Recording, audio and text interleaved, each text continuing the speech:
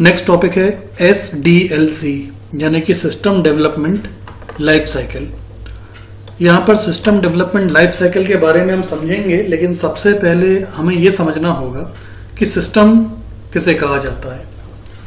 तो सिस्टम का अर्थ मतलब प्रणाली से है, प्रणाली यानी कि तंत्र।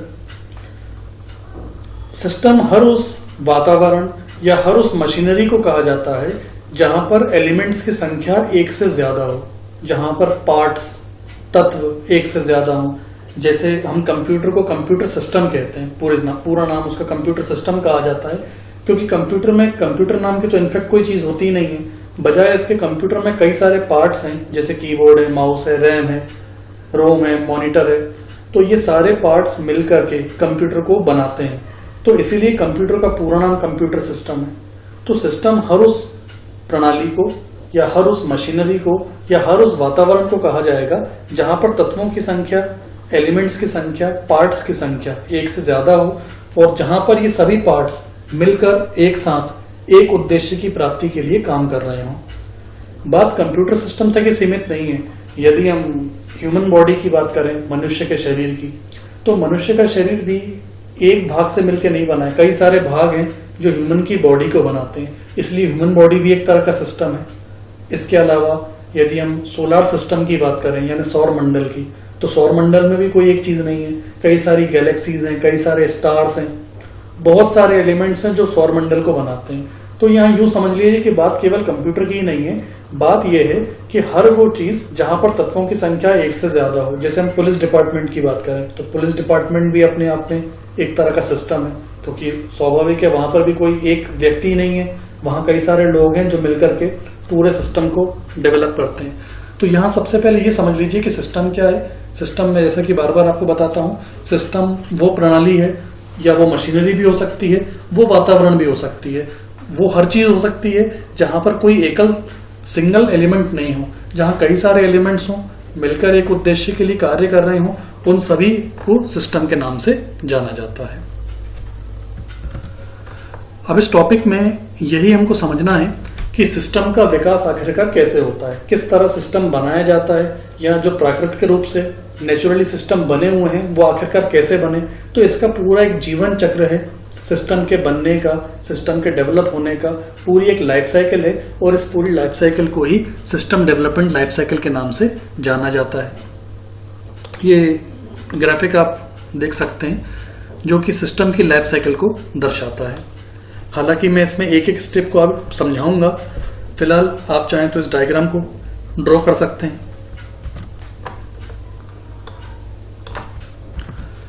सिस्टम डेवलप करने की सबसे पहली स्टेप कहलाती है इनिशियल इन्वेस्टिगेशन, यानी कि शुरुआती जांच पड़ताल। देखिए, सबसे पहले तो ये जानना जरूरी है कि सिस्टम बनाया क्यों जा रहा है। कोई भी वर्क या कोई भी टास्क हम आमतौर पे तभी करते हैं जब हमें किसी प्रॉब्लम को सॉर्ट आउट करना हो, जब किसी चीज को हमें सुलझाना हो, जब कोई काम हमें करना हो, हमें कोई प्रॉब्लम पता हो, उस प्रॉब्लम को सॉल्व करने के लिए हम किसी टास्क को परफॉर्म करते हैं। तो यहाँ पर भी वही बात है कि यदि हमें सिस्टम को डेवलप करना है तो सिस्टम को डेवलप करने का सबसे पहला चरण कहलाता है इनिशियल इन्वेस्टिगेशन। इनिशियल यानी कि शुरुआती, इन्वेस्टिगेशन मतलब जांच पड़ताल। तो शुरुआती जांच पड़ताल में सबसे पहले यही जाना जाता है कि आखिरकार समस्या है क्या। देखिए, यहाँ ये चीज लिखी हुई है कि सिस्टम डेवलपमेंट लाइफ साइकिल का प्रथम चरण सिस्टम की वास्तविक समस्या का पता लगाना है। सिस्टम में प्रॉब्लम को जाने बिना आगे कोई भी प्रयास निष्फल ही रहेगा, क्योंकि जब तक हमें प्रॉब्लम पता नहीं होगी तब तक हम उसको सॉल्व करने के लिए स्टेप्स तैयार नहीं कर सकते। तो ये है पहली स्टेप, यानी कि इनिशियल इन्वेस्टिगेशन। कई बार ऐसा भी होता है कि कभी कोई सिस्टम पहले से बना हुआ हो लेकिन सही तरीके से काम नहीं कर रहा हो, तो हमें उस सिस्टम को रीडिजाइन करना हो या उसके बजाय कोई दूसरा नया सिस्टम बनाना हो। उस परिस्थिति में भी हमको पहले जो सिस्टम काम नहीं कर रहा है उसकी परेशानियों को समझना पड़ेगा। कुल मिलाकर शुरुआती जांच पड़ताल में यह जाना जाएगा कि आखिरकार हमें समस्या क्या है और किस समस्या के समाधान के लिए हम इस सिस्टम को डिजाइन करना चाहते हैं। अगला स्टेप है फिजिबिलिटी स्टडी। फिजिबिलिटी स्टडी को हिंदी में कहा जाता है साध्यता अध्ययन। साध्यता अध्ययन में यह जाना जाता है कि हो सकता है कि अगर हम किसी पुराने सिस्टम में सुधार कर रहे हैं या पुराने सिस्टम में हमें कोई समस्या दिखती है, तो यहाँ पर यह जानने का प्रयास किया जाता है कि क्या उसी सिस्टम को सही करने से काम चल जाएगा कि हमें पूरी तरह से नया सिस्टम बनाना है। तो साध्यता अध्ययन में सिस्टम को साधने के बारे में सोचा जाता है कि हो सकता है कि पुराने सिस्टम में कुछ अगर आवश्यक सुधार कर लिए जाएं तो हो सकता है कि नया सिस्टम बनाने की आवश्यकता भी ना पड़े और उससे काफी पैसा बचता है, समय की बचत होती है। और कई बार ऐसा भी होता है कि जब लगता है कि पुराने सिस्टम में कितना भी सुधार कर लिया जाए वो समस्या का समाधान नहीं कर पाएगा, तो उस परिस्थिति में फिर नया सिस्टम बनाने के अलावा हमारे सामने कोई विकल्प रहता नहीं है।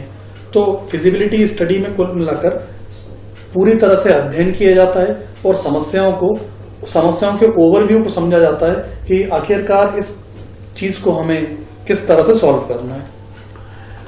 थर्ड स्टेप है सिस्टम एनालिसिस। यहाँ पर एनालिसिस का मतलब होता है इंफॉर्मेशंस प्राप्त करना, यानी कि जैसे हम एक शब्द बोलते हैं सेल्फ एनालिसिस, यानी कि स्वयं के बारे में जानना, ऐसे सिस्टम एनालिसिस का मतलब होता है सिस्टम के बारे में जानना। जब कभी हम अपना सिस्टम डिजाइन करना चाहते हैं तो हम उसके जैसे समान सिस्टमों के बारे में जरूर जानकारी लेना चाहते हैं ताकि हम उन सिस्टमों की अच्छाइयों को देखकर अपने सिस्टम में उतार सकें, और अगर उन सिस्टमों में किसी तरह की कोई गलतियां हैं तो हम प्रयास करेंगे कि वो गलतियों की पुनरावृत्ति या रिपीटेशन हमारे सिस्टम में ना हो। जैसे मान लीजिए कि कोई गवर्नमेंट को कोई नई पॉलिसी लागू करनी है, नया सिस्टम लागू करना है, तो स्वाभाविक है कि वो इस तरह ये जानने की कोशिश करेंगी कि इस तरह का सिस्टम कहीं और लागू किया गया है या नहीं। अगर कहीं और ये सिस्टम लागू किया गया है तो वहां पर क्या एडवांटेजेस थे या वहां क्या डिसएडवांटेजेस रहे, क्या साइड इफेक्ट्स रहे। तो जब हम कोई सिस्टम डेवलप करते हैं तो समान प्रकार के अन्य सिस्टमों के बारे में जरूर जानकारी प्राप्त करते हैं और उन जानकारियों में से हम अच्छी चीजों को निकालने का प्रयास करते हैं। वहीं हमारी कोशिश ये रहती है कि अगर उन सिस्टम्स में किसी तरह की गलती की गई हो तो हम कोशिश करें कि हमारे सिस्टम में वो गलती ना हो। अन्य सिस्टमों के साथ साथ हमें अपने सिस्टम के बारे में भी जानकारी प्राप्त करनी होती है कि हमारे पास कितने स्रोत हैं, वित्तीय रूप से यानी फाइनेंशियल रूप से हमारी क्या कैपेबिलिटीज हैं। ओवरऑल हमारे सिस्टम और दूसरे सिस्टमों के बारे में डेप्थ में स्टडी करना, उनके बारे में इंफॉर्मेशन गैदर करना, सूचनाओं को प्राप्त करना, ये सभी चीजें थर्ड स्टेप में यानी सिस्टम एनालिसिस में आती हैं। नेक्स्ट स्टेप है सिस्टम डिजाइन। जब हम अदर सिस्टम्स को एनालाइज कर लेते हैं, अपने सिस्टम के बारे में भी हम लोग नॉलेज रिसीव कर लेते हैं और कहीं ना कहीं हमें लगता है, हम लोग सेटिस्फाई हो जाते हैं कि हाँ, और हमें क्या बनाना है ये भी हम लोगों को पूरी तरह से क्लियर हो जाता है, तो फाइनली सिस्टम डिजाइनिंग की प्रोसेस शुरू होती है। यहाँ पर मैं एक बात बता दूं कि अभी तक जितनी भी स्टेप्स हमने पढ़ी हैं उन किसी भी स्टेप में डिजाइनिंग स्टार्ट नहीं हुई थी, केवल अभी तक पेपर वर्क ही चल रहा था। इस सिस्टम डिजाइन की प्रोसेस में हम फाइनली अपने सिस्टम को डिजाइन करना शुरू करेंगे और सिस्टम को डिजाइन करना इसलिए भी जरूरी होता है क्योंकि एक बार अगर हमने सिस्टम को डेवलप करना शुरू कर दिया तो कुछ अगर मिस्टेक्स रह जाती हैं तो सिस्टम को नए सिरे से डिजाइन करना पड़ेगा। जैसे आप आमतौर पे जानते हैं कि मकान बनाने से पहले हम नक्शा बनवाते हैं, कोई भी कंप्यूटर का प्रोग्राम बनाने से पहले हम फ्लो चार्ट या एल्गोरिथम्स बनाते हैं। सिंपल सी बात यह है कि रियल में डेवलपमेंट करने से पहले उसकी डिजाइन को तैयार करना जरूरी है ताकि हमें क्लियरली स्पेसिफाई हो जाए कि एक के बाद एक स्टेप हमें फॉलो करनी कैसे। सिस्टम डिजाइनिंग के दौरान हमें पूरी तरह से एक ओवरव्यू मिल जाता है अपने सिस्टम डेवलपमेंट को लेकर। यहाँ पर भी मैं बता दूं कि सिस्टम डिजाइनिंग भी अभी पेपर वर्क ही चल रहा है, अभी तक सिस्टम डिजाइन होना स्टार्ट हुआ नहीं है। अगला है स्टेप सॉफ्टवेयर डेवलपमेंट। हाँ, इस स्टेप में कहा जा सकता है कि अब जरूर सिस्टम डेवलप होना शुरू होगा। तो सिस्टम डिजाइन के अनुसार यानी कि जैसा भी सिस्टम हमने डिजाइन करा है ठीक उस डिजाइन के अनुसार सॉफ्टवेयर को डेवलप किया जाता है और इसी प्रोसेस को बोला जाता है सॉफ्टवेयर डेवलपमेंट। एक बार जब सॉफ्टवेयर डेवलप हो जाए तो सॉफ्टवेयर डेवलप होने के बाद ये जानना भी जरूरी होता है कि वाकई में सॉफ्टवेयर अपने उद्देश्य की पूर्ति कर रहा है या नहीं कर रहा। तो रियल में उसको इम्प्लीमेंट करने से पहले जरूरी है कि उसकी टेस्टिंग की जाए। टेस्टिंग के दौरान ये जाना जाता है कि सिस्टम जिन उद्देश्यों को लेकर डिजाइन किया गया था वाकई में अपनी वो कार्य पूरे कर पा रहा है या नहीं। अगर वो अपने उद्देश्यों की पूर्ति नहीं कर पा रहा है तो वापस से हमें डिजाइनिंग करनी होगी और उसको जो उसमें बग्स हैं, जो गलतियां हैं, उनको हटाने के लिए सिस्टम को रीडिजाइन किया जाएगा। रीडिजाइन करने के बाद फिर से सिस्टम को डेवलप किया जाता है उस नए डिजाइन के अनुसार। डेवलपमेंट के बाद फिर से हमें टेस्टिंग करनी होगी। देखिए, टेस्टिंग की प्रक्रिया हर बार की जाएगी और तब तक की जाएगी जब तक कि सिस्टम हमें उद्देश्यों को प्राप्त करता हुआ दिखाई ना दे।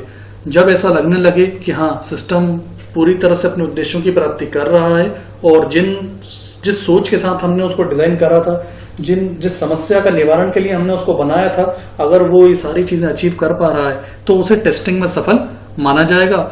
और टेस्टिंग के बाद जब उसे रियल वे में, रियल लाइफ में इम्प्लीमेंट किया जाता है, लागू किया जाता है, तब उस स्टेप को इम्प्लीमेंटेशन कहा जाता है, यानी कि लागू करना। कुल मिला के जब एक बार सिस्टम फाइनली डेवलप हो जाए, टेस्टिंग के दौरान सफल पाया जाए, तब हमें भरोसा हो जाता है कि अब ये जिन प्रयोजनों के साथ, जिन पर्पसेस के साथ डिजाइन किया गया था, वो अब अचीव कर ही लेगा। तो इस आशा के साथ हम उस सिस्टम को रियल लाइफ में इम्प्लीमेंट कर देते हैं। अच्छा, एक बार अगर हमने सिस्टम इम्प्लीमेंट कर दिया तो यही बात खत्म नहीं होती। सिस्टम इम्प्लीमेंट करने के बाद उसे लगातार रखरखाव की जरूरत है। अगर लगातार रखरखाव नहीं किया जाएगा तो या तो वो काम करना ही बंद कर देगा, या फिर अगर वो काम करेगा भी तो हो सकता है कि उद्देश्यों की पूर्ति ना करे। तो कहने का मतलब ये है कि सिस्टम डेवलपमेंट की लाइफ साइकिल में इम्प्लीमेंटेशन ही एंड नहीं है। इम्प्लीमेंटेशन के बाद उस सिस्टम का लगातार रखरखाव करते रहना, ये मेंटेनेंस कहलाता है। मेंटेनेंस चलता रहेगा जब तक सिस्टम की लाइफ रहेगी। ये समझ लिया जाना चाहिए। सिस्टम की लाइफ खत्म हो जाएगी अगर उसे उचित रखरखाव नहीं मिलेगा। मेंटेनेंस के साथ ही जिस तरह मेंटेनेंस एक लॉन्ग टाइम चलने वाली प्रोसेस है, उसी तरह से रिव्यू भी एक लॉन्ग टाइम चलने वाली प्रोसेस है। रिव्यू एक ऐसी स्टेज है जिसे हम फीडबैक के नाम से भी जानते हैं। फीडबैक के दौरान जो सिस्टम हमने बनाया है उसके बारे में लगातार हम उसके यूजर्स से जानकारी लेते रहते हैं कि वो इस सिस्टम से सेटिस्फाई हैं या नहीं है। लगातार जो हमें सुझाव मिलते हैं उन सुझाव के हिसाब से सिस्टम को लगातार ऑप्टिमाइज किया जाता है, उसमें संशोधन यानी कि उसको रीडिजाइन करते रहते हैं ताकि यूजर के रिव्यूज के हिसाब से भी वो अपडेट होता रहे। समय के साथ साथ सिस्टम को अपडेट करने की जरूरत होती ही है, तो ये रिव्यूज हमें काफी ज्यादा हेल्प करते हैं सिस्टम को अपडेट करने में। तो जब तक सिस्टम चलेगा तब तक उसका मेंटेनेंस करना तो एक कंपलसरी प्रोसेस है। मेंटेनेंस नहीं होगा तो सिस्टम या तो काम करना ही बंद कर देगा या उचित रीति से काम नहीं कर पाएगा। रिव्यू लेना एक ऑप्शनल प्रोसेस है। ये मतलब आपकी इच्छा है, आप रिव्यू लेना चाहें तो लें, नहीं लेना चाहें तो ना लें। हालांकि इस प्रोसेस का कोई सिस्टम की लाइफ साइकिल पे प्रभाव नहीं पड़ता है, लेकिन एक अच्छे सिस्टम के लिए बहुत जरूरी है कि समय समय पे रिव्यूज लेते जाएं।